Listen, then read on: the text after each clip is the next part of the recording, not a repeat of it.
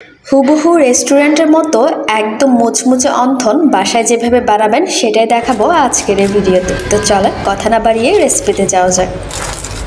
আচ্ছা, প্রথমে এখানে আমি অল্প একটু চিকেনের ব্রেস্ট পিস একদম কিমা করে নিয়েছি। তারপর এর মধ্যে একদম মিহি কুচি করে কাটা একটা পেঁয়াজ কুচি দিয়েছি কয়েকটা কাঁচামরিচ কুচি, 1 চামচ রসুন বাটা, হাফ টেবিল চামচ আদা বাটা, 2 টেবিল চামচ সয়া সস, 1 টেবিল চামচ লাল মরিচ গুঁড়ো, 1 টেবিল চামচ জিরা ধনিয়া গুঁড়ো। যেহেতু সয়া সসের সাথে লবণ থাকে তাই পরিমাণ বুঝে এর মধ্যে অল্প সামান্য লবণ দিয়ে সবকিছু খুব ভালোভাবে মাখিয়ে নিয়েছি। কিমার সাথে সবকিছু ভালোভাবে মাখানো হলে এখন চলে যাচ্ছি বাকি স্টেপে। চুলায় একটা প্যান বসিয়ে এর মধ্যে অল্প একটু সয়াবিন তেল দিয়েছি। তারপর যেটা করতে হবে, তেলের মধ্যে এই মাখানো কিমাটা কিছুক্ষণ ভেজে নিতে হবে, তবে খুব বেশিক্ষণ কিন্তু ভাজা যাবে না।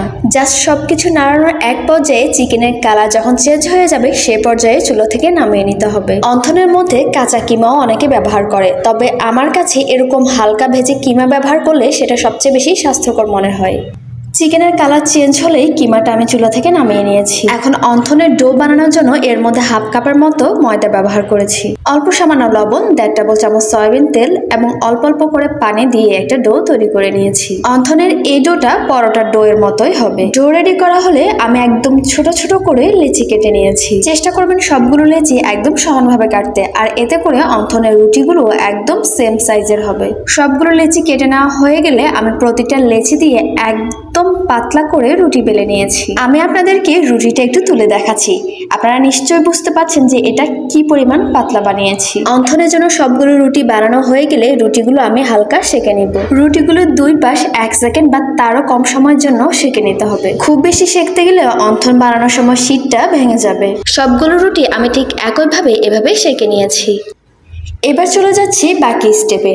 অন্থন বানানোর জন্য আমি সবগুলো রুটি চারপাশ সমানভাবে কেটে নিয়েছি, অর্থাৎ রুটিগুলো স্কোয়ার শেপে কেটে নিতে হবে। এই পর্যায়ে চলে যাব বাকি স্টেপে। আমি শুরুতে একটা শীট নিয়ে নিয়েছি, তারপর এই শীটের একদম মাঝ বরাবর অল্প একটু চিকেন কিমা দিয়েছি। তারপর যেটা করেছি, কিমা দেওয়ার চারপাশে গোল করে এর মধ্যে আঙুলের সাহায্যে পানি লাগিয়ে নিয়েছি এবং শীটের চারপাশেও ভালোভাবে পানি লাগিয়ে নিয়েছি। তারপর যেটা করতে হবে, শীটটা এক পাশ থেকে ধরে কোনাকুনি করে ভাঁজ করে নিতে হবে, ঠিক এখন আপনারা যেভাবে দেখতে পাচ্ছেন। এরপর শীটের চারপাশ চেপে চেপে বন্ধ করে নিতে হবে। এরপর যেটা করতে হবে, দুপাশ আলতোভাবে ধরে এক পাশের সাথে অন্য পাশ লাগিয়ে দিতে হবে। আর এক পাশের সাথে অন্য পাশ লাগানোর জন্য আমি এর মধ্যে কিছু পানি লাগিয়ে নিয়েছি। তারপর পানি দেওয়া অংশের সাথে বাকি অংশটা ভালোভাবে চেপে লাগিয়ে নিয়েছি। এখানে যে পানিটুকু আমি ব্যবহার করেছি সেটা আঠার মতো কাজ করবে। যারা অন্থন বানাতে জানেন না তারা অন্থনের এই ভাঁজটা কয়েকবার খেয়াল করলেই বুঝতে পারবেন। এখন অন্থনগুলো ডুবো তেলে ভেজে নিতে হবে। কড়াইয়ে দেওয়া তেল হালকা গরম হলেই এর মধ্যে আমি অন্থনগুলো একে একে দিয়ে দিয়েছি। অন্থনগুলো ভেজে নেওয়ার সময় চুলার জাল কিন্তু আমি মিডিয়াম আঁচে রেখেছি। তারপর যেটা করেছি, অন্থনের এক পাশ ব্রাউন কালার হয়ে গেলে অপর পাশ উল্টে দিয়েছি। ঠিক একইভাবে অন্থনের দুই পাশ আমি ব্রাউন করে ভেজে নিয়েছি। অন্থন ভেজে নেওয়ার সময় খেয়াল করবেন একটু সময় নিয়ে ভেজে নিতে, কারণ আপনি যদি একটু বেশিক্ষণ সময় নিয়ে অন্থন ভাজেন তবে সেক্ষেত্রে অন্থন বাসার মধ্যে কয়েকদিন থাকলেও একদম মুচমুচে থাকবে। সবগুলো অন্থন ব্রাউন করে ভেজে নেওয়া হলেই আমি চুলা থেকে নামিয়ে নিয়েছি। ব্যাস, আমাদের অন্থন বানানো একদম রেডি। এখন শুধুমাত্র সার্ভ করা পালা। আপনি চাইলে এই অন্থন স্যুপের সাথেও পরিবেশন করতে পারেন। মাশাআল্লাহ, আলহামদুলিল্লাহ, বাসায় বানানো এই অন্থন রেস্টুরেন্টে বানানো অন্থনের চেয়েও কিন্তু কোনো অংশে কম নয়। তো আমার আজকের ভিডিওটি আপনাদের কেমন লেগেছে সে বিষয়ে মতামত জানাতে কিন্তু একদমই ভুলবেন না। বাসায় বানানো এই অন্থনের সাউন্ড শুনে নিশ্চয়ই বুঝতে পারছেন যে এটা কি পরিমাণ ক্রিস্পি হয়েছে।